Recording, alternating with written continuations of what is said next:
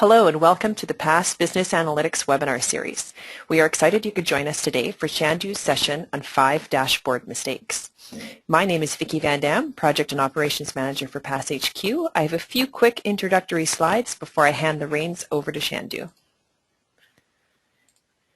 Shandu has one goal in his life, to make you awesome in Excel. He holds an MBA and is the CEO and founder of Chandu.org. Chandu.org is an Excel blog and community founded in early 2008, which has over 1.6 million monthly views from around the world, including tips, tutorials, and downloads on Excel. Passionate about data analytics and visualization, he is also a 6-time Excel MVP. At the Past Business Analytics Conference in May, Shandu will be presenting a full-day pre-conference session building awesome, interactive, and advanced charts with Excel, along with a breakout session, Top 10 Excel Formulas for Analysts, and an interactive lab session, creating awesome charts in Excel, processes, and examples. If you want to connect with Shandu, or if you have any questions after watching this webinar, you can connect with him via email, through Facebook, Twitter, or LinkedIn, or you can check out his blog and website. The Past Business Analytics Conference is on April 20th through 22nd this year in Santa Clara, California. The conference is designed to follow the analyst's journey, from sessions covering the discovery, analysis, and visualization of data to communicating insights throughout your business. Along the journey, you'll gain the critical business and data analytics skills you need today to stay ahead of the curve. Industry experts and professionals will show you how to use technology to uncover insights and deliver new value to your organization.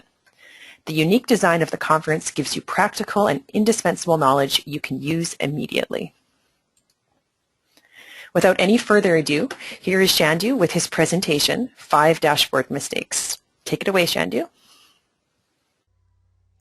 Hi there. It gives me immense pleasure and happiness to share these insights about 5 common mistakes that you would make when you are creating dashboards and how to avoid them in this presentation. Thank you so much for joining me. My name is Chandu, as has already been introduced by the moderator. Let's go with the 5 mistakes that we usually make when we are creating dashboards. The very first mistake, and this is probably the most relevant for all of us who get enamored and impressed by what Excel PowerPoint can do, is using too many fonts and colors. Okay, because the number of font choices and colors is mind-bogglingly intimidating, right? You could by default, Windows itself comes up with close to 70-80 different fonts, and if you just go to Google and search for free fonts, you could find thousands of different fonts. And when it comes to colors, there are millions of colors. So what we often do is we go ahead and we go really all out when we are picking up colors and fonts for our reports, because we want them to stand out and get a lot of attention. But in my opinion, applying too many colors and fonts is really confusing and ugly. Even though we could be really careful and pick the beautiful awesome looking fonts and colors, and we spend a lot of time researching this, the end effect is, if you have too many fonts and colors in your dashboard or report, it can create a lot of cacophony.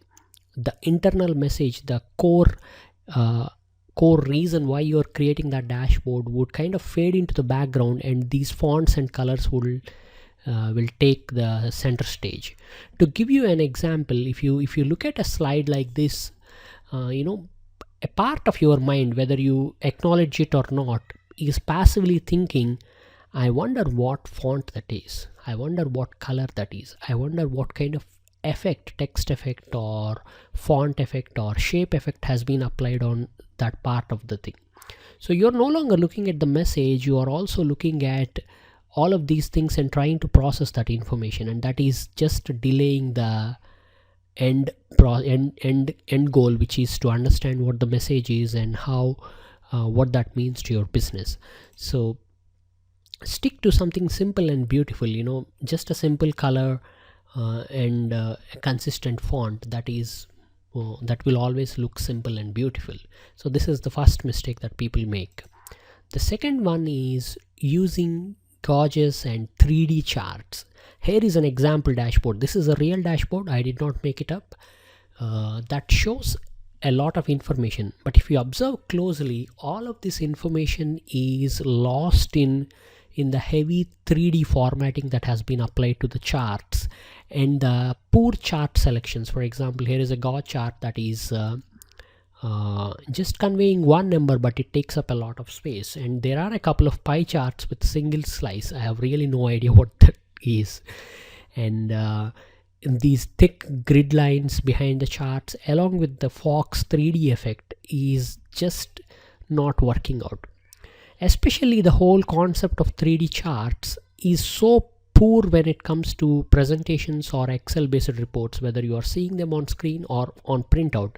This is because we are trying to see the 3D on a 2D medium, which is a projector slide or your monitor or your tablet or a printout paper. All of them can only convey 2D information, so the 3D would be distorted and it won't be true to the real life 3D things that we are used to seeing. What more, some of the things like the angles of pie charts would get even more distorted when you put them in the 3D chart. So using a fancy chart like gauge charts or 3D charts or even charts that are over the top, this is another mistake that we should avoid. The third mistake that I often see is usually in a dashboard or in an MIS report or in a business intelligence report or any of those kind of reports, if people are putting formulas on the output sheet, right where the CEO or CXO or vice president is going to look, that's like leaving the engine in the passenger seat. Imagine you walk into a very high-end luxurious car showroom and you purchase this $500,000 or $1 million worth car, and you want to drive this so that you could impress your buddies and maybe have a good time when you are driving it on the roads, right? But you open the door and you sit in your driver's seat and you discover that in the passenger seat there lies the engine. The engine is not under the hood, it is right next to you all the time, and it's making all these cranking noises and sounds, and as you're driving and revving the engine, you could see the whole thing right in front of you, not in front, at least beside you. How distracting that would be. I would say leaving the formulas out on the output sheet is similar. If you're wondering, if you don't want me to set up the formulas on the output sheet, how am I going to get the output? Well, there is a mechanism. I will explain that in the later part of this presentation. For the time being, imagine that if you have the formulas output on the output sheet, like the VLOOKUP formulas or the index match formulas or the SUMIF formulas or any of those kind of things, you're just waiting for the disaster to happen. This is because when a CXO or when a vice president is looking at it, she is often going to touch a lot of cells, maybe move around and select something and do this or do that. And accidentally she might delete a VLOOKUP formula. And because you're not overlooking her from behind the shoulder, you might even miss it, and she might come back to you and say, hey, this report doesn't work, or the numbers are not adding up all right, and that can put you in a lot of discomfort. So that's why try to not keep formulas on the output sheet. The fourth mistake that I often see is no alignment. Imagine a dashboard like this where there are a bunch of charts on the top and some additional data tables or additional charts and some footer information. If there is no alignment, it can be highly confusing and ugly. When you look at a pattern like this, not just you, anybody, we are not only looking at the boxes, but we are also trying to decipher what that pattern means. Our mind is trying to understand why they are aligned like that. Does it mean something? Why this box is not matching that box's alignment? Is there something that I need to understand? Is there a pattern hidden in this? Because human minds are always looking for pattern. So when you have no alignment, your mind is going to look for the white space and the pattern of that white space and miss the big picture. That's why you should always aim for perfect alignment. Every edge of every box should be aligned to everything else. When you have perfect alignment, now our eyes would naturally focus on the boxes, not on the white space between the boxes. Okay, so having no alignment is another mistake that we often make. The final mistake that I often see is no error handling. It's like, on your gorgeous dashboard, one of the cells would say div 0, and this is very ugly. I mean, a div 0 message would look very cool and impressive on a t-shirt, right? I found this t-shirt in a website called zazzle.ca, and I'm sure if you find anybody wearing this t-shirt in a conference like PassBA, you would chuckle and maybe go and make friends with that person.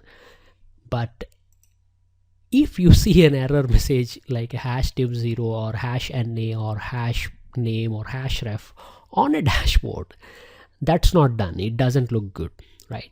So error messages look good on t-shirt, maybe quirky or funky, but they look bad on a dashboard. The final mistake, this is a bonus for you, right, is not thinking about our users. Okay, when you go and create a dashboard without paying any attention to what the users want, you will end up creating a really bad product or a bad dashboard. So when you are creating a dashboard, do not assume that your users are like this. Start with the assumption that your users are smart, fun, and detail oriented. They're just like you and me, but probably they are way too busy, and that's why they ask us to create the dashboard. So start with that assumption and create beautiful, insightful, fun dashboards. When we assume our users are smart, we would end up creating something that communicates to their level of intellect and doesn't water down the insights too much, and still leaves a little bit of puzzle in the data and information so that they can go and figure it out, and also allows them to play with the workbook and dashboard to derive their own insights or information from it. So now that we understood 5 mistakes that you should avoid plus a bonus mistake, let me go and talk a little bit about 5 tips for making impressive dashboards. We will build on this discussion when I come and conduct my sessions in the PassBA conference in 2015 edition of that, where I'm doing a pre-conference training as well as a couple of sessions in the conference. But the very first tip that I have for you is called as 3-2-3 rule. A 3-2-3 rule is a very, very simple rule. It's easy to remember. This is going to help you with fonts and color choices. Use 3 or fewer colors in your dashboard. Okay, don't go overboard. Just pick 3 colors and stick with them. Use only 2 different font choices, one for the header and one for the body. If you could somehow use only one font, even better. Okay, and to add a little bit of contrast to your dashboard, you can set up 3 different font sizes. Okay, so anything that needs to be prominent, like eye-catching, it can be in a bigger, bolder font size, and all the details in one font size, and any footer or unnecessary information like grid line, not grid lines, text labels and things like that, they can be in a smaller font size. Okay, so follow this 3-2-3 rule. You could go and improvise this. For example, you could come up with a 4-3-4 rule or 4-2-3 rule, whatever works for you depending on your situation and the kind of data that you are communicating. But stick to small numbers like this: few colors, few fonts, few font sizes.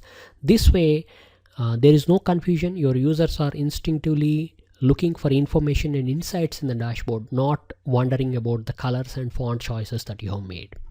Okay, avoid these charts, any chord charts, any 3D charts, any complex chart types. Complex charts are, we could safely say a pie chart is a complex chart. This is because human eye is not trying to measure angles by just looking at them. That's why when you create a pie chart with 7 slices, you will always have to add the labels data values to the chart, because when your CEO or when your boss is looking at it, she's not going to understand, or he is not going to get a good grip of what each slice means. So they might eventually ask, hey, can you put the labels there? I can't even understand the values. So we go and add the values, right? This is because what a pie chart is communicating is it is showing information by angle of each slice. And we are not good at measuring angles or areas. That's why I find pie charts and donut charts to be complex. Likewise, charts like radar or surface charts, maybe they have some place in some very specific situations or special industries, but for common business reporting situations, I find them to be complex. Likewise, any charts which are a mixture of 2 or 3 different charts, for example, a pie chart mixed with XY chart, that is a very complex chart. Don't even create them. Likewise, charts with lots of data, try to break them up and maybe see if you could use a panel chart or spark lines or one of those techniques so that a lot of data is not overwhelming one chart. Okay, so avoid these charts. Of course, there is always a rule, an exception to a rule. If it is your last day at your work and you just want to torment your boss, you could go and create these charts. But otherwise, just stick to the basic charts like the bar chart, column chart, XY chart, and a data table, and use them as much as possible. And here is one more rule. This I call as DISCO rule. Okay. Whenever you need to create a dashboard, imagine the dashboard has 5 buckets. Each bucket is one worksheet tab, or sometimes, each bucket can be multiple worksheets depending on how your whole thing is set up. The first bucket is data. It contains all your data. If the data is just one large table, it is good enough to have it in one sheet. But if the data is coming from multiple sources, then you could set up multiple tabs in your workbook. The second worksheet is information. This is more like the help tab.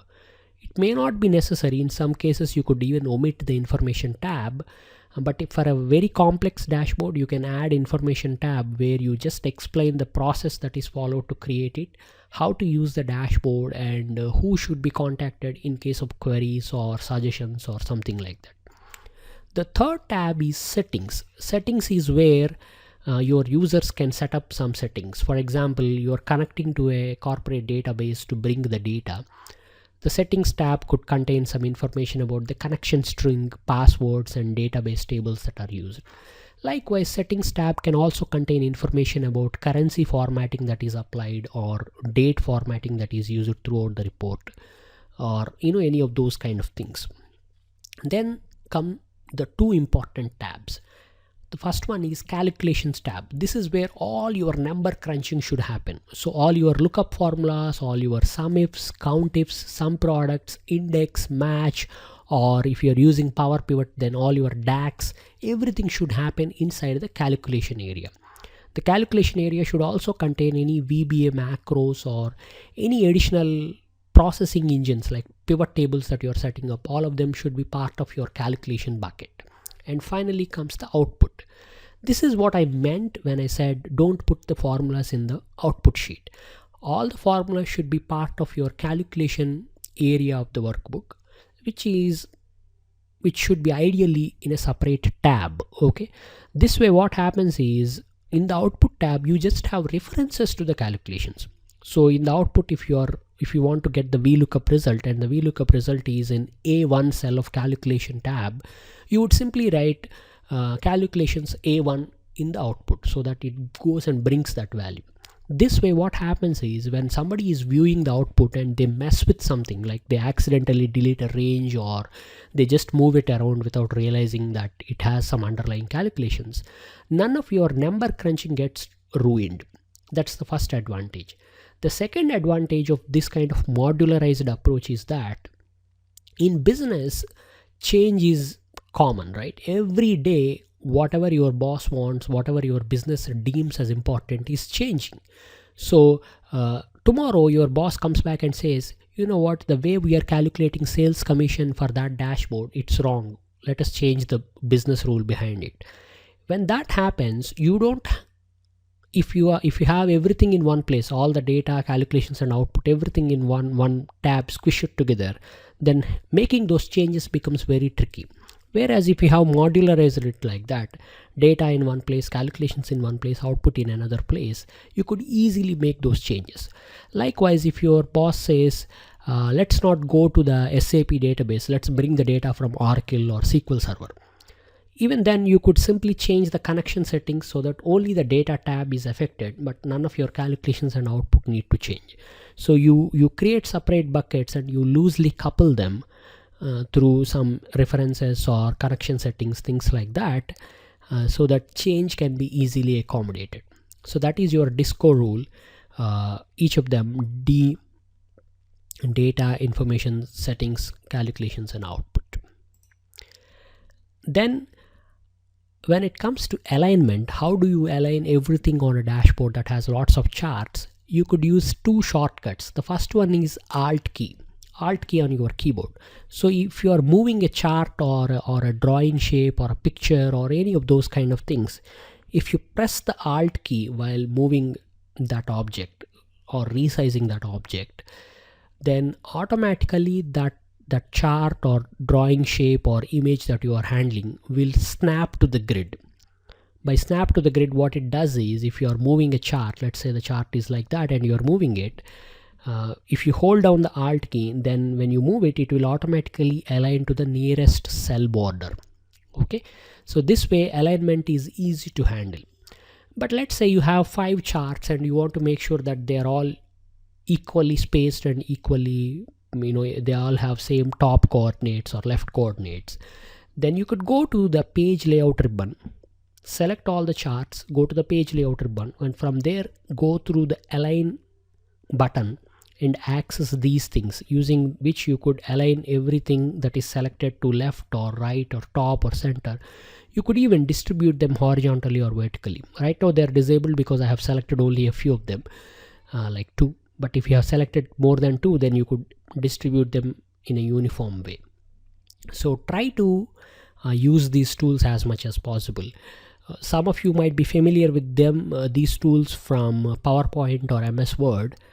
They are available in Excel also, so use them as much as possible and get that perfect alignment.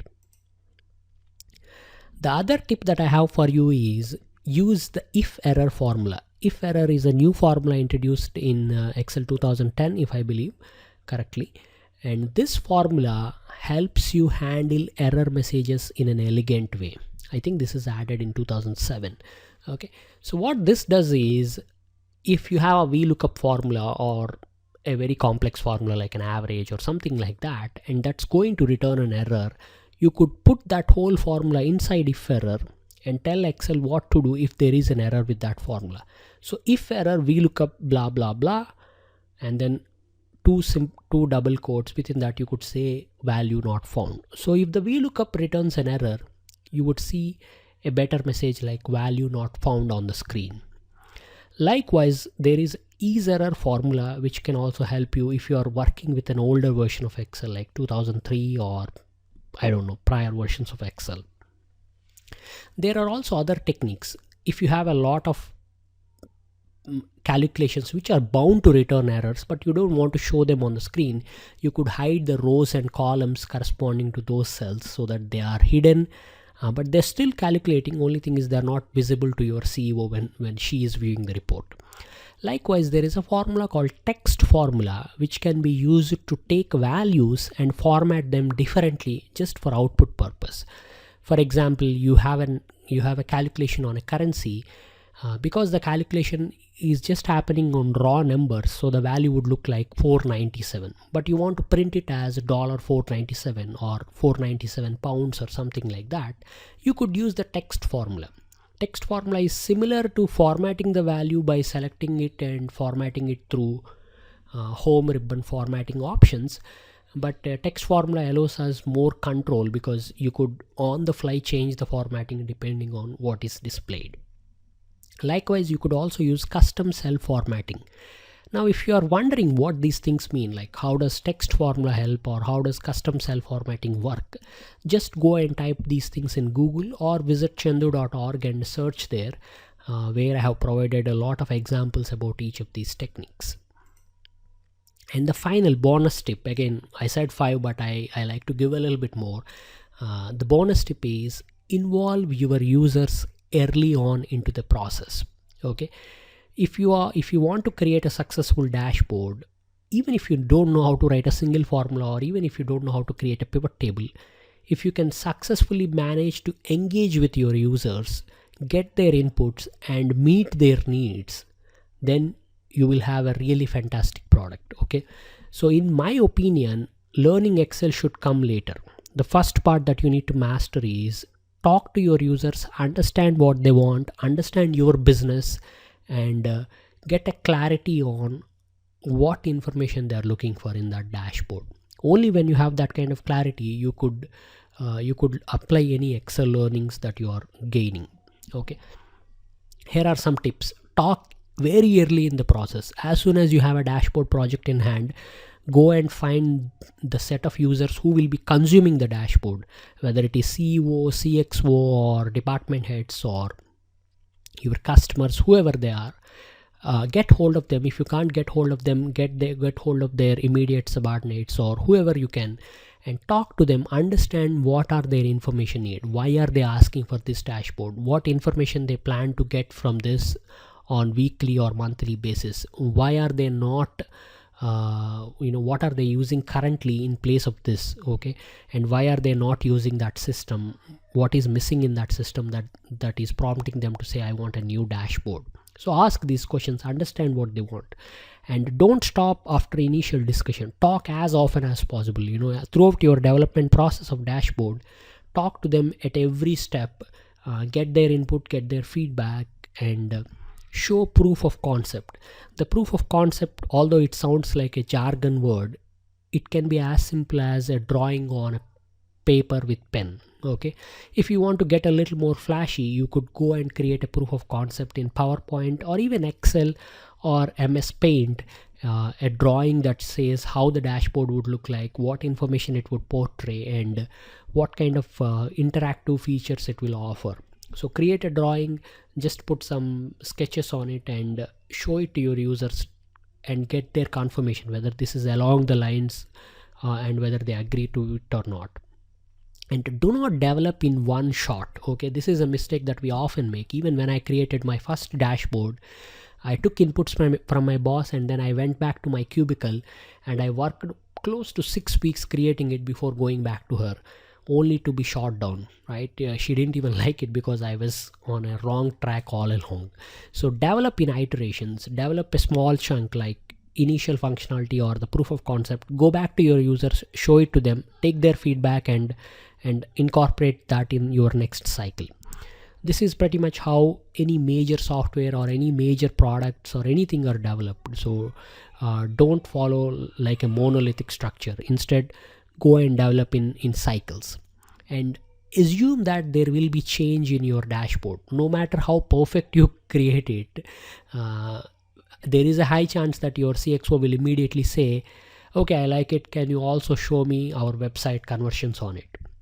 So change is going to happen in business, so do not resist it. Create the dashboard so that change is easy to accommodate. This is where the disco principle comes handy, right? You create smaller chunks and buckets in your dashboard that are loosely coupled so that it's easy to change any of those things. And this is the final one. As a consultant or as an analyst, we are often used to saying yes to everything. So this is my tip to you: say no as often. Okay, especially if your users are asking for moon, sky, stars and sun in one dashboard. Be prepared to say no and be bold with that. One way to say no is establish some sort of fictional constraints, not fictional, some sort of constraints around dashboard. One way to do this would be, you could say simply, I want to fit this dashboard on one computer screen or one printout, one paper printout. So then what would happen is you could now automatically throw away some of the requirements, because when you try to fit everything, you need a large computer screen or a very big paper, which is not going to happen. So you can simply say, we only got so much of real estate on the screen, so we can't put this chart or we can't put that information.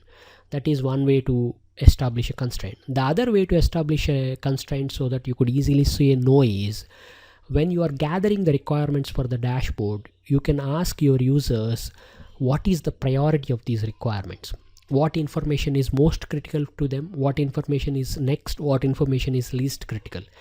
Once you have a priority of the requirements, you could easily say no to the lower priority items, either because you haven't got enough time, or you haven't got enough screen real estate, or they don't have enough budget or resources to support those kind of requirements, or your data or your systems are not supporting such kind of calculations, any of those cases. So instead of promising everything, try to gather the requirements and have a realistic sense of what is the priority of these requirements, so that you could knock off the bottom ones and attack the top ones. This is also where developing in iterations would help. When you are developing in iterations, you want to attack the most important requirements in the first iteration and then go in the cyclical fashion like that. So at any point, either you don't have energy, or you got busy with other projects, or the budget is over, or your boss suddenly loses interest in the dashboard, you could simply stop developing the lower priority items. Okay, so those are my tips for you. I hope you enjoyed this session. I had a lot of fun sharing these insights with you, and I hope to I'm looking forward to meeting some of you in my past BA appearance in Santa Clara this year. Thank you so much. You have a great day.